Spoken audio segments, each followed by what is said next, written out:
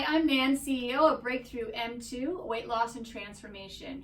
My life's work is to help people transform their waistline and, more importantly, their lives. I am here today with Amanda Garrity, who is about to do her Success Scream.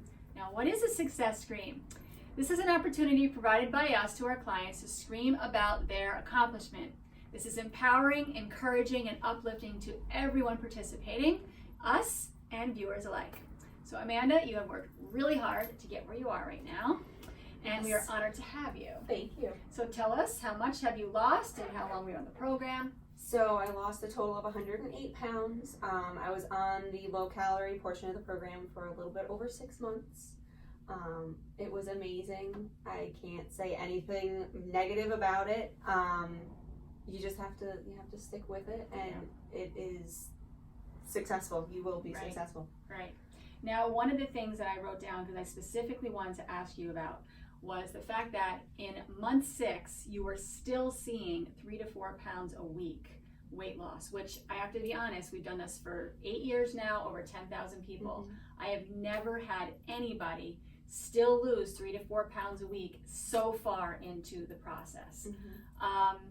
You decided to really stick to literally everything we said. I've never had anybody do that, so I have to make this connection. So please just share with everybody what was everything that you did. Okay, so besides sticking to the food completely, no cheat meals, nothing like that. Right. I did the hot and cold contrast baths. The showers. Showers, yes. They're interesting, but they work. Yeah. I did the Detox Bath. Okay. Which is one of the greatest things I've ever done. Clay? It was, the clay and a little bit of Epsom salt. I was always cold on the program. I still am because I lost a lot of that. Yeah. Yes. So not only were the baths beneficial to the weight loss, but it was also, I warmed up. I felt great. It was kind of a meditation. I did my essential oils with it, and it was just kind of overall really great. I did the dry brushing, which I would do after, before and after the bath. I did the tongue scraper. Yeah. Did everything. Yeah, the supplements. Water, the supplements, all the extra supplements. Stayed on them the entire time until even after. Awesome. That is incredible. Yeah. All right, so 108 pounds, amazing. Yes. And I love how you said I have a very positive outlook on life, as well as my own personal positivity. Mm-hmm. You wrote, I am more conscious of my food choices and what will make me healthy now. So with that being said, that was a huge mindset shift. What habits did you change or become aware of through the process?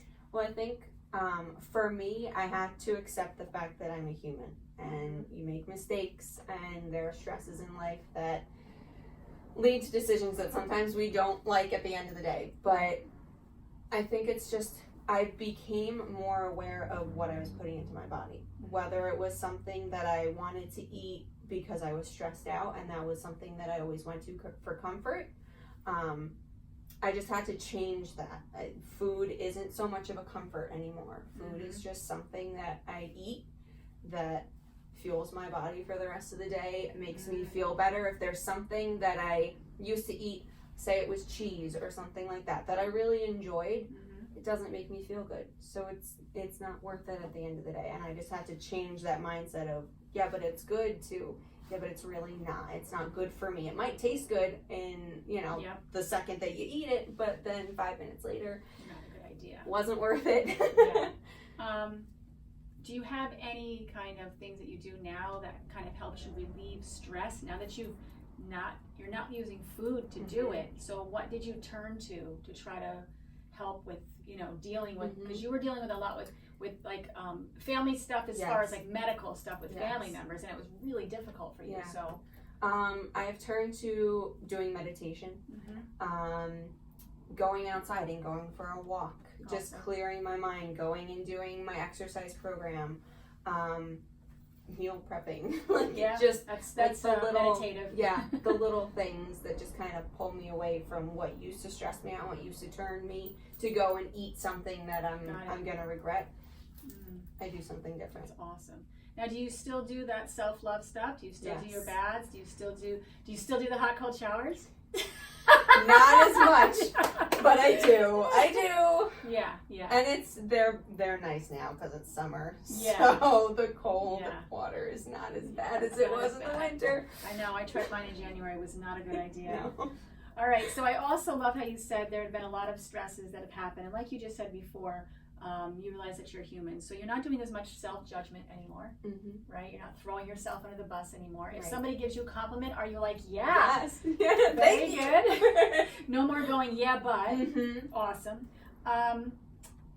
Plateaus, events, social calendar. Did you deal with any of that when you're, 6 months? Yes. So I went through, on my 6-month low calorie, I went through Christmas. I went through New Year's. I went through my birthday.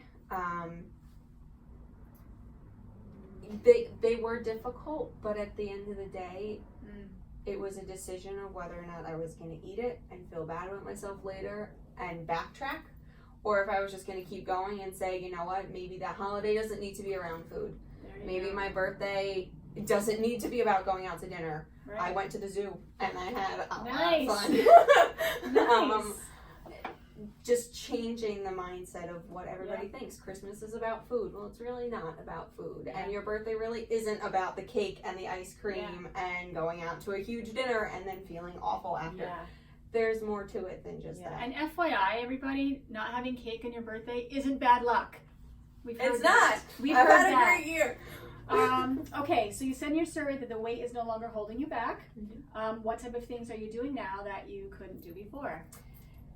A lot. Feeling good about myself is one of them that I couldn't do before with. I could. It just. No, it's hard. It's connected.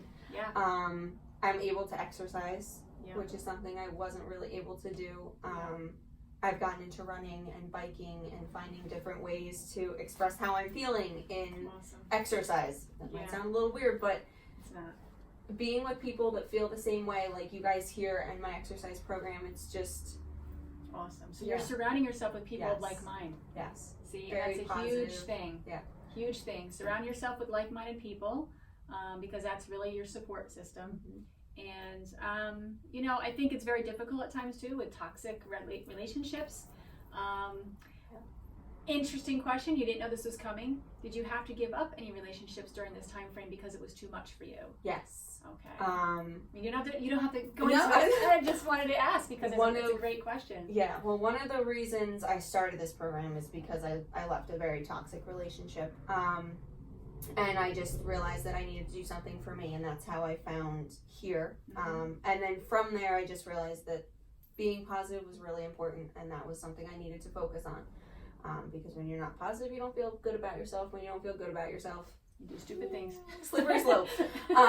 So I didn't necessarily cut anybody out. Right. I just kind of limited how their opinions made me feel. Nice. Somebody that may be really negative, that's how you're feeling, that's not how I'm feeling. So I value your opinion is important. It's just not going to change my day. Nice. Awesome. Unless it's positive. Right. Then it will. All right, now, what was your biggest aha moment during this program? I am enough. Yay. Yes, you are. Yes, you are. Can you elaborate at all on that for people? I think women have a really hard time understanding what that actually means. So to me, I am enough means I am worthy of happiness. I am worthy of feeling good about myself, reaching the goals that I want to reach, doing the things that I want to do, what makes me happy. Just accepting that wherever I am, however I'm feeling, whatever weight I am enough. And nothing else, the external isn't as important as how you feel on the inside. That's right. Awesome. Where are you going from here? What goals do you have now? Anything on a bucket list that you're excited about? Yes, it is a bucket list. Whether it's going to happen or not, we'll see. Right. I want to travel Europe, and I wasn't able to do that. I didn't feel comfortable doing that. I didn't feel comfortable in a bathing suit. I didn't feel comfortable on a plane because I felt people were looking at me. Now I can do that. Now I can travel. Now I can see things and experience things and not feel judged. Even though that at the end of the day is not what's important. It's about your own experience. But Well, I know for me, when I was having all my issues too, though, people weren't judging me, but because I was under that thought pattern all the time, I couldn't enjoy myself because it was nagging me in the back of my head that people are looking at me. I can't sit and, you know, like everybody else can, blah, blah, blah. All those things that you go through, that goes through your mind. But yeah, I totally get that. And definitely fitness goals. Like I have a lot more. I never really had any fitness goals because I couldn't do what I wanted to do, and that frustrated me, and then I stopped.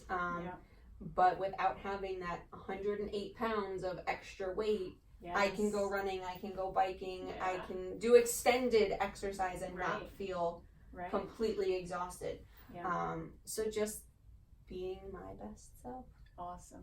Now, medically speaking, you had some things you had to worry about, and you're very young, right? You're 24?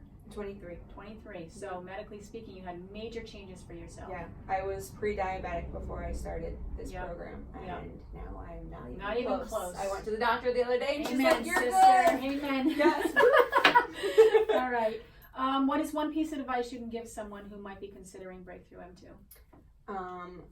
To give it a go, because there's so many people that have successfully made it through the program. It's not just one of those fad diets that don't work, that don't make you feel good, that end up in the long run just being something negative. And believe me, I've done all of them. But really making this your last diet and not necessarily looking at it as a diet. It's just a way of life. You're changing your way of life. And because you're eating all whole food right here. And now when you get off, you're eating just more whole food. It's not like you're stuck on shakes and you're stuck on you're eating things that are good for you. Awesome. And you can do it. Yes, you can. You are enough. You are enough. All right, so are you ready to do your scream? I am. All right, so here we go. Okay, ready? I'm 3, 2, 1. I am Amanda Garrity. I lost 108 pounds. I am healthy. I am happy. I am enough. Yay!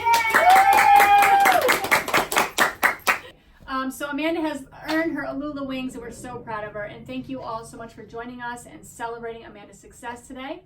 If you are a Breakthrough client, please go to your dashboard and schedule your scream. You are worth it. If you're not a Breakthrough client, click the link below to get our information. Like us on Facebook, subscribe to our YouTube channel, and that's all we have for today. Thank you so much.